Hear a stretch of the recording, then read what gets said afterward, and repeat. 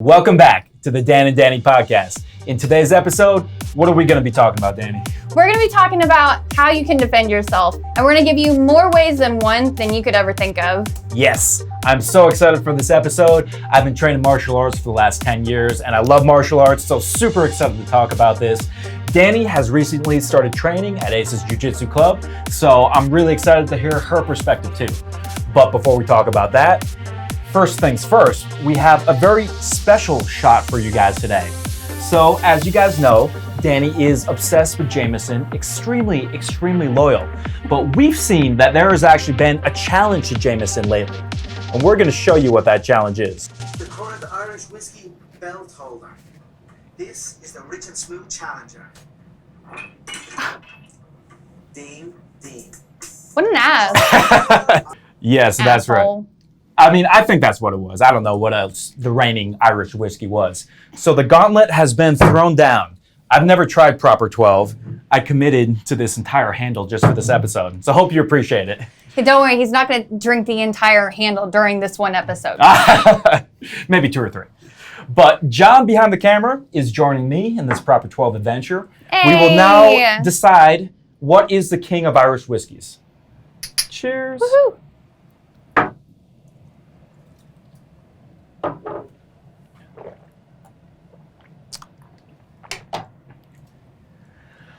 I don't know. I don't like Jameson, but I would have to say that's pretty definitively worse than Jameson. I don't know. It's kind of a weird aftertaste. It's not smooth.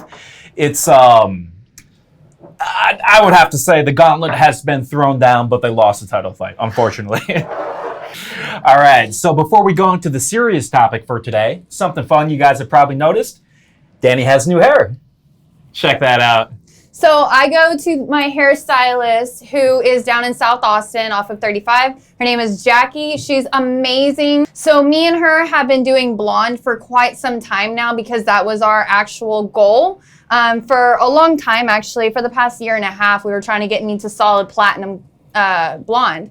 So finally I was like, I want to do a rose gold color.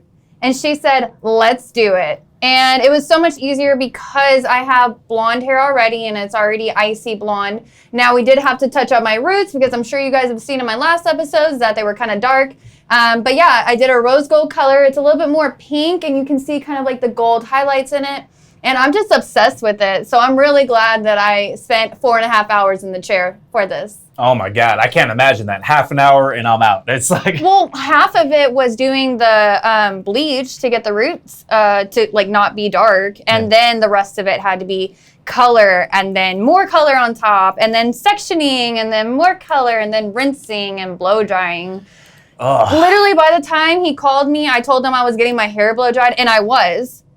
And then it took another 30 minutes. One, because blow drying, styling, and then pictures. Pictures took longer than anything. Wow, it's a lot of work being sexy. Didn't know. Oh, I'm sexy. So, yes, I think so. So, leave us a comment down below and let us know what you think about Dani's hair. Let us know how much you love it. If you leave a negative comment, at least make it funny, but let us know down below. All right, so let's dive into today's topic, how to defend yourself. So we're going to be talking about mostly martial arts and hand-to-hand combat in today's episode.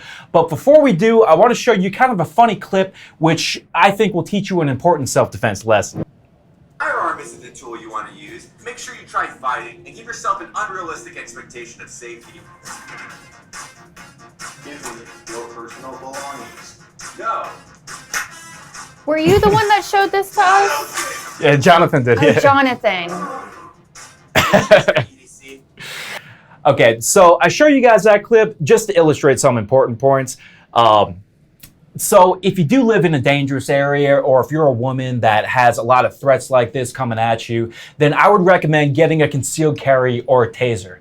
I know it's really a pain to carry something like that around, but if you do really have a lot of threats, more than the average person, it's probably going to be the most effective way to defend yourself. What do you think about that, Dani? What's your thoughts on concealed carry or taser for self-defense? So you already know how I feel about this. Anytime he brings out his taser, I'm just like, what is that? I don't know. Get away. And then anytime he turned it on, I was like jumping. Yeah. Obviously, tasers scared the crap out of me. Guns, I am a little bit more comfortable around because we have shot together. I have owned a gun in my, back in the years. But in order for me to like own it myself and to use it, I don't know how comfortable I would be in a quick situation if anything were to happen, like somebody breaking into the house or something. I probably would forget and be too scared to honestly even remember to use it. With fighting, I would definitely choose fighting over a concealed weapon. Yeah, and I do think it's important to know both. Even if you do have a concealed carry or a taser, there might be a lot of times where you can't get to your weapon. In fact, probably at least half the time you won't be able to get to it. Yeah. But if you're really in a dangerous area, then it can be an additional layer of defense that can help you out. So if you're a good shooter, if you train all the time, if you got your concealed carry permit, then a concealed carry can be a good way to go. Most people aren't like that, though. Most people don't go to the range, don't train regularly. Most people aren't ex-military where they can actually be effective with that. So for those people, I would really, really highly recommend the Taser Pulse. So basically what this is it's a taser like you see the police use. It'll shoot a projectile about 10 feet out, so you have a little bit of range.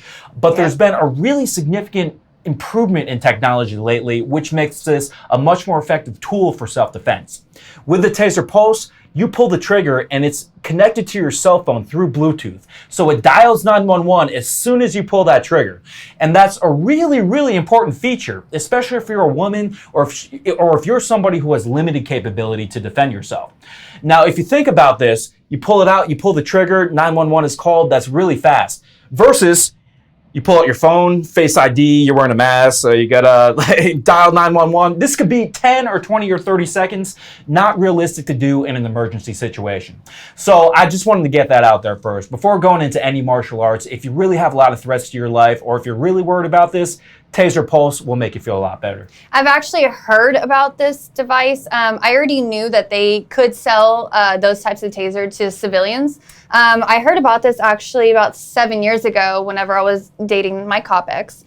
I heard that a little bit different. I didn't know that the technology had gotten so much better. So I didn't know about the dialing 911 part, but I did get told that it has some type of sensor where it can track your location or something. With the new one, yeah, it can locate you. And then I also heard, not confirming it because I don't really know, that if you do have to use it in an emergency situation and you make a police report, then you can get a new one for free through that company or something. Yes, yeah, you can if it was damaged. Okay, cool. So I was right. Yes, exactly. So I highly recommend this more than other self-defense tools such as mace or other things like that. I used to carry around mace. Don't get the cheap one. Yes, exactly. It gives you a false sense of confidence. I was talking about this with Mikal because with Mikal and with one of my past girlfriends, we were talking about one of the best tools for her to defend herself. And he recommended against mace, my jiu-jitsu black belt instructor. And he recommended against mace because he said frequently in outdoor situations or in grappling situations where you're wrestling, the mace can blow back on you. And especially if you train in Brazilian Jiu-Jitsu or something where you want to grapple, you're going to be getting a lot of mace on you and it's not going to be that effective. He also said that stun guns or something where you got to actually stab somebody with it, it's also not the best because you got to get... It's too close distance. Exactly, you got to get in that melee range. With the police-style tasers where you have a little bit of range, you can be 10 feet away and neutralize that threat before they get in on you.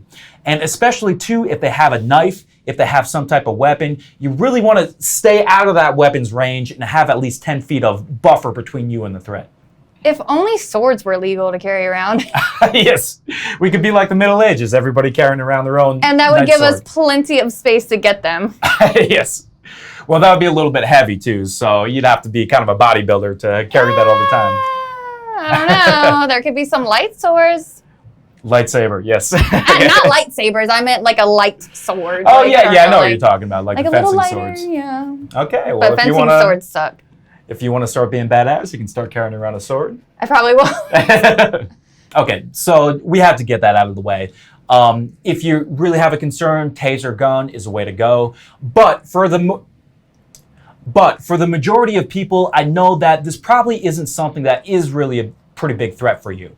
Like for us, we live in a real nice neighborhood. We very rarely have threats like this. It's not really something that's at the top of our mind, and it's not really something where it's worth carrying a heavy, uncomfortable object around all the time. But it is still something that we need to think about, especially for you because you're an attractive woman. Just thinking about how you would deal with those kind of threats if they do come. So let's talk about some of the martial arts that we practice and why we feel like they're a good choice for you as well. Number one, the martial art I love the most and which Dani has recently started practicing, Brazilian Jiu-Jitsu. Can you tell the people a little bit about Brazilian Jiu-Jitsu, what it is, and why it's good for self-defense? So Brazilian Jiu-Jitsu, from my understanding, is a lot of grappling. It's wrestling in some sort of ways. There's chokeholds. There's a lot of different things that you could actually do with Brazilian Jiu-Jitsu that can play into other things into one. So I've learned how to choke somebody. I've learned how to trip someone. I've learned how to do a safeguard where I'm on top or sideways or underneath. So there's multiple different ways you can defend yourself through this way. A lot of different ways that you can kick someone's ass, basically. Yes. And if you guys have seen old UFC, obviously, like the very first rounds of the UFC fights have been won by Brazilian Jiu-Jitsu. Yeah, and I think if you guys have never seen this, I would go back and watch those early UFC fights. You can go on UFC Fight Pass and watch all the early events because a lot of people, because of movies, they have a very unrealistic idea of how fights are going to go down. They think it's just going to be just like in the movies. They're going to pull out some type of crazy punch or kick and knock their opponent out. Most of the time, it doesn't go down like that. When you see people that are karate black belts or some type of striking black belt in a real fight, what usually happens right away is that within the first 5 seconds, it's already a grappling situation where they're clenching or the person takes them to the ground, and then they're just like a fish out of water. They don't know what to do in a grappling situation or when they're on the ground, and they're very quickly finished. So this will happen to you if you focus only on striking and if you don't know how to grapple. So if you're concerned about self-defense, highly encourage you to start training Brazilian Jiu-Jitsu. Yeah, and a lot of Brazilian Jiu-Jitsu people, I always notice, for the most part, that they start off by running for the knees and trying to trip you. So...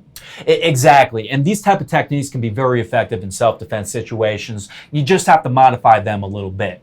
So if you can take an opponent to the ground, especially if you can do a really impactful throw, that itself could be really damaging if you're going onto the concrete. And then once you do have them on the ground, it's going to be much easier to strike them at their leisure.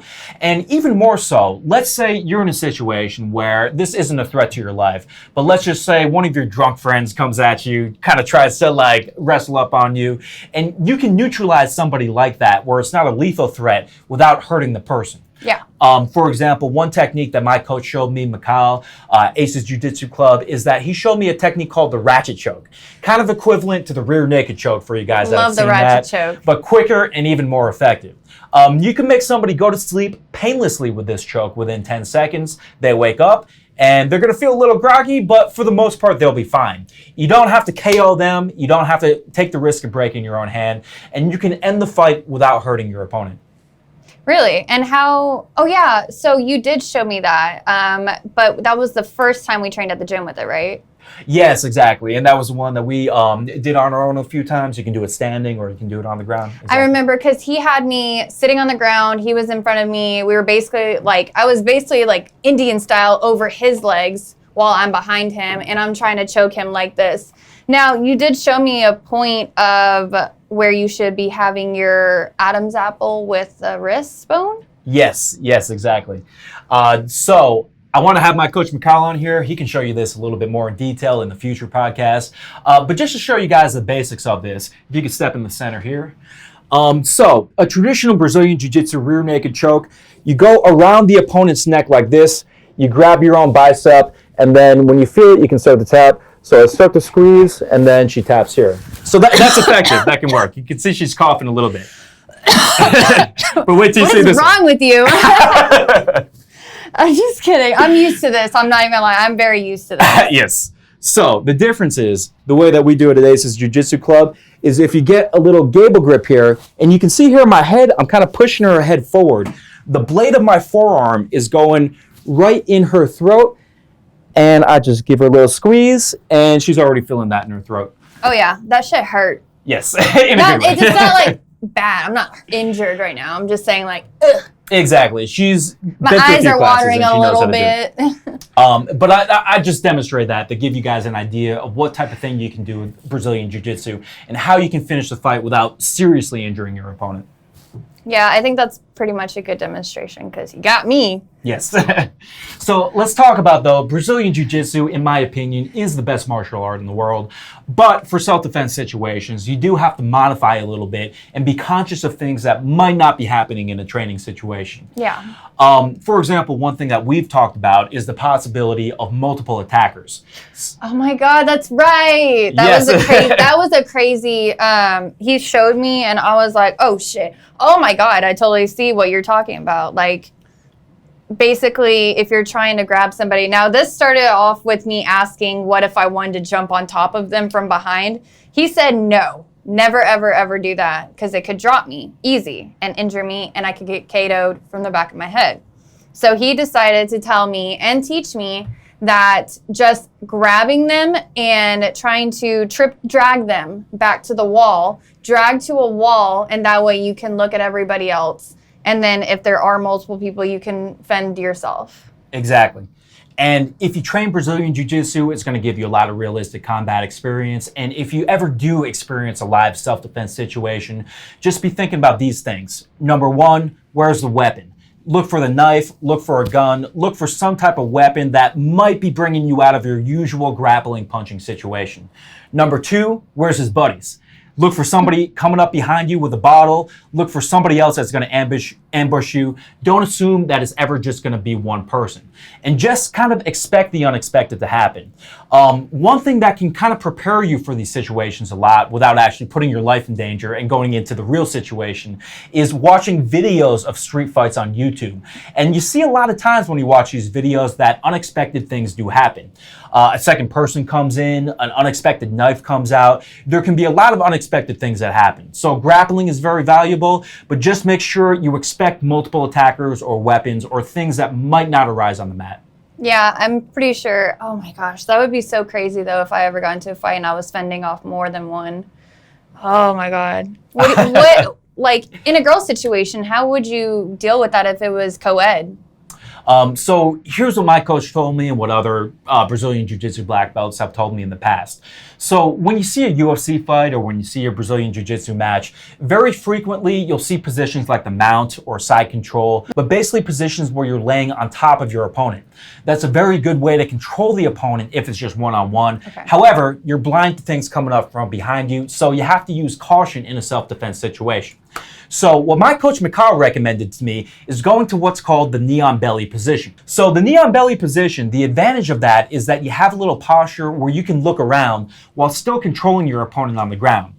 This isn't a position that frequently stays for a very long time in grappling matches or in UFC fights because they're fighting a skilled opponent. But if you're fighting someone that's just flapping around like a fish out of water, doesn't know what they're doing, you're going to be able to control them just fine with this knee on belly position. So you can pop up, give them a few punches, and you can look around and just make sure there's nobody else around you. If nobody else is around you, if there's no other threat, you're clear, go into your chokes, go into your mount, your side control, whatever else you want to do. If there is somebody else around you, at that point, you bail out. You leave your knee on belly position and you get to a striking situation where it's still difficult, but you have more of a chance against multiple opponents. Okay, dang. Honestly, all of it just sounds scary, but you have taught me a lot, so. And I know that we're talking about some things where, you know, if you got attacked or things like that, it's kind of scary to talk about, but it's important to keep in mind that for most of us, it's a very, very remote chance of this happening. And second of all, it's kind of like wearing your seatbelt in the car. Yeah. Like we're just putting our seatbelt on right now in case the unlikely but catastrophic happens. So that way we're prepared. It doesn't mean that it's going to happen, doesn't mean that we expect it to happen, just means that we're taking precautions against the worst case scenario. Yeah. Okay, so tell me about the Muay Thai classes so that we can get into how we fight Muay Thai. Yes. So Muay Thai is another really great self-defense art that I encourage you guys to check out. So Muay Thai, just to explain it in a nutshell, is kickboxing with elbows and knees and clenching added. You've probably seen this if you've watched mixed martial arts or UFC fight before, but it's another really, really great self-defense art. So you've done a few Muay Thai classes now. We've done a little bit together. What are your thoughts on Muay Thai so far? To be honest with you, I actually like Muay Thai more than Jiu-Jitsu, but that's just because I really like using my knees to kick people. And Yes. I'm really good at high kicking.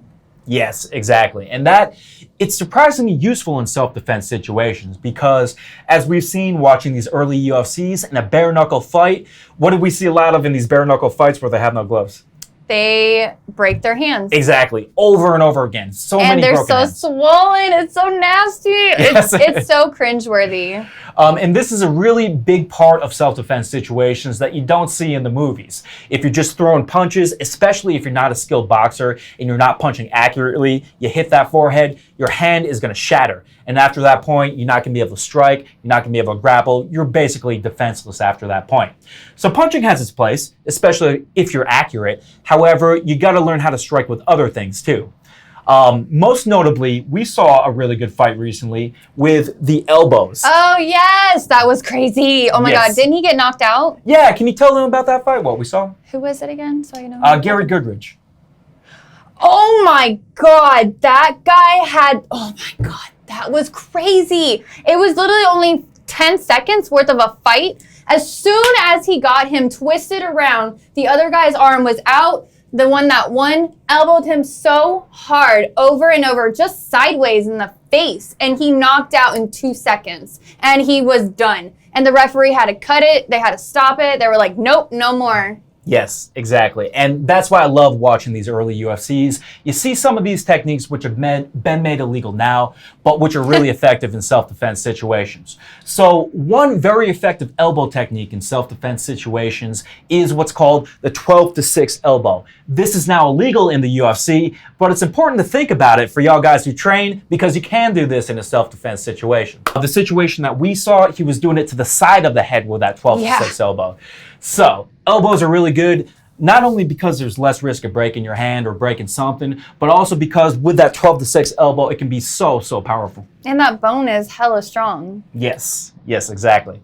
So let's talk about another one of our favorite topics, knees. Tell people about your experience with the clench and with knees. So when I first started doing Muay Thai, which was before he started doing Brazilian Jiu-Jitsu and teaching me that, he taught me how to do a head clinch and knee people in the balls. Yes. So that was really fun, even just learning that. Normally what we do is we'll be at the gym and at the end of our session, we'll start doing some Muay Thai. So the first thing that he taught me was to get his head in a clench, make sure I pull it down tight, have it really tight around my hands, and just knee him like over and over again. And now, obviously, instead of me kneeing him in the balls, he had his hands down so that I could hit that. Now, due to me being so, white, I bruised very easy, and I ended up kneeing so hard into his hand that I think I popped a blood vessel because I got a really bad bruise for a week over that. You're right. She's doing these knees into my hand. My hand's perfectly fine, but she has big bruises all over her knees. I've never seen anything like this before. But that's when you know that you're really going for it. Yeah, right. It was good knees. So I think techniques like that are really good because a lot of the times when you see things in movies, you see a woman like yourself fighting a 300-pound guy and they're just punching and kicking them and it's all working. But in the real world, it doesn't really work like that. If you were to fight a man who's like 300 pounds, or oh my God, even if I were to fight a man, probably suffocate me. Exactly. Like you do those, you go into a boxing match and it's not going to work. But things like the clinch, knee to the groin are going to be effective even if the person's a lot bigger than you. Yeah. That would be so funny, though, being so little, just knocking a dude in the nuts and him, 300-pound man, just falling to the ground. Yes, exactly. All right, so those are a few things that we recommend. Get a taser or a gun if this is really a threat. For most people, Brazilian Jiu-Jitsu and Muay Thai will be great martial arts to practice. But let's talk about some more of the unique situations that might happen in self-defense, which you don't really get a chance to train for. Now, this is one that I've seen in a lot of fight videos that a lot of people don't think about. People throw drinks in your face. Yes, let's tell the people how you're acquainted with that. I already knew exactly what you were talking about when you did that. Okay, so I've never had that happen to me, but I have had to do it to somebody before. I'm not a mean person. I really don't even like confrontation, but if somebody's being a dick or trying to rub on me or do something, I had a guy grab my ass while I was turned away, and I turned around, the guy's just like, didn't, like, pretending like he didn't do it. And so, yeah, I fucking threw my drink in his face. Like, are you kidding me? Doesn't care if it's South by Southwest. Don't touch my butt. Yes. And especially if this cup has alcohol in it, it can be a very potent weapon. So I'm willing to bet that guy, you just probably threw the drink on him and embarrassed him, but didn't follow it up by knocking him out or anything. No, right? but I should have. Yes, but in the future, that could be the go-to move. So when you have a cup like this, I've seen some situations where people that practice martial arts are drinking, put it down, and then they go into the fight. But really, this is a very powerful weapon that you should be using.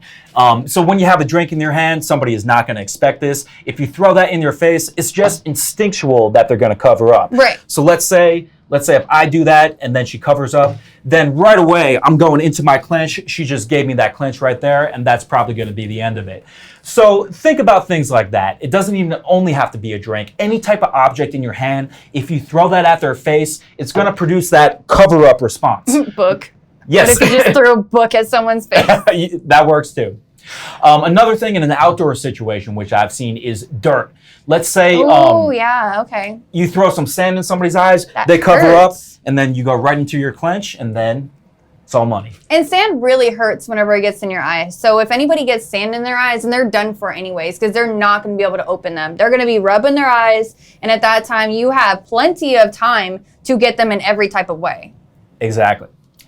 Let's talk about another thing that has been made illegal in the UFC, but which is very important for self-defense situations, which is knees and stomps and kicks on the ground. Which we did see in the old UFC, who was the one that won in the stomping fight? Remember, he got stomped first and then he went back and stomped him? Yeah, I'm not sure exactly, but we recently saw a good fight with a head stomp finish. Oh my God, that was crazy. I was like, ooh, like I felt sorry for the guy that got hit in the head like that. I was like, dang. So for a lot of people, when they're in a self-defense situation, I've watched a lot of videos of this. They get into a self-defense situation, there's some striking, they knock the person down, and then they just walk away like it's a boxing match, or they give the person a chance to get up. Yeah. So especially if you're a smaller person getting attacked by a bigger person, this isn't a boxing match. You can't just give them a chance to get up. You got to neutralize the threat and finish the situation before you walk away. I've just seen so many videos of this. Somebody gets knocked down, they get right back up, and then they brutally beat the person down after they got up. Yeah, and that's so shitty. Yes. So let's say you're a woman, some 300-pound guy attacks you, you knee him in the groin. What I think would be good for you to do and other women to do after that is to follow up by stomping them on the head.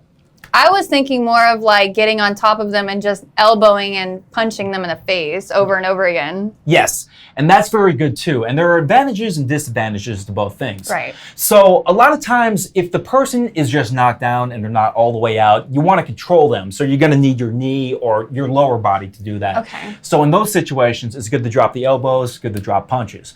But let's say when they're almost out of it, you have already dropped a few elbows and punches, and they're not really intelligently defending themselves anymore. At that point, just step out next to them and put your heel right through their forehead into the concrete. Now, that sounds really brutal, and obviously you should never ever do this if this wasn't a life-threatening situation. Yeah, seriously. Or even if you were of equal size to your opponent and there was some other way to end the situation without KOing them in this type of brutal fashion. But if you were attacked by a 300-pound guy, you cannot let that guy get up under any circumstances. So you need to resort to things like that just to make sure he's not going to get up. If you're a much smaller person doing this to a bigger person, you're likely not going to kill them. They'll likely just be knocked out or seriously hurt. But this is probably going to finish the situation so you can safely walk away. Yeah, I mean, honestly, I wouldn't really think about doing the whole hit through the head. Is it too cruel to say that I would love to just kick him over and over again in the nuts? Or would that be really mean? Oh, no, you could do that. And I can understand where that desire would come from if some guy's being an asshole to you and grabbing up on you. Or attacking you is Exactly. what I mean. More of the attacking part. If somebody is trying to hurt you, can I, or is that too cruel? Well, it's not too cruel. I mean, obviously they do deserve it. However, I would say even though it's understandable that you're angry if you got attacked, that you want to get back at that person and make them experience pain, you got to make the first priority turning the lights off, KOing them or choking them out, even if it's not that painful the way that they do it. If you really want to cause them pain, you'll have plenty of time to do that later. after they're choked out or after they're knocked out. But you should focus on neutralizing them first. If you stomp them in the head, they're going to lose consciousness. Whereas if you kick them in the balls over and over again, they're going to be in a lot of pain, but they're still going to be kicking about and moving around. So I would say at that point, if you have the opportunity, try to turn off the lights, get that KO, and stomp their head. Man, I feel like such a bitch now.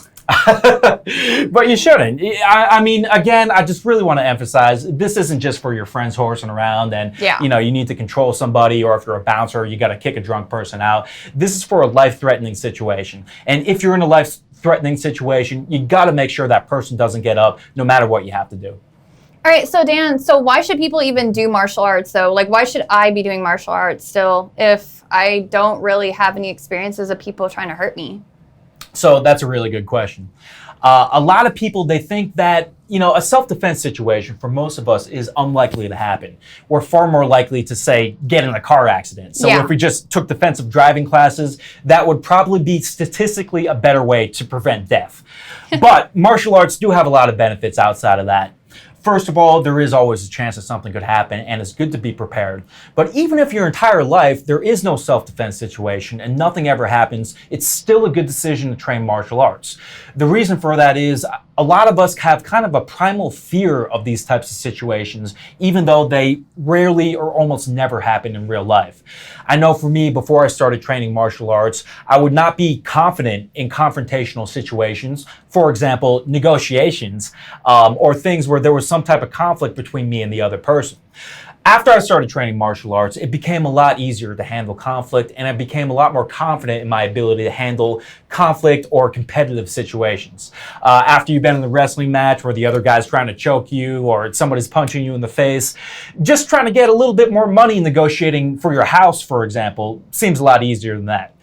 So that's why I would recommend training martial arts. It's just going to make you so much more confident. In addition to that, it's going to be a really fun way to get exercise. I'm the type of person where it's kind of hard for me to motivate myself to do hard cardio unless I'm with a group of people or doing something fun. But jiu-jitsu motivates me to do hard cardio like nothing else because you have good motivation. And he loves jiu-jitsu. Yes.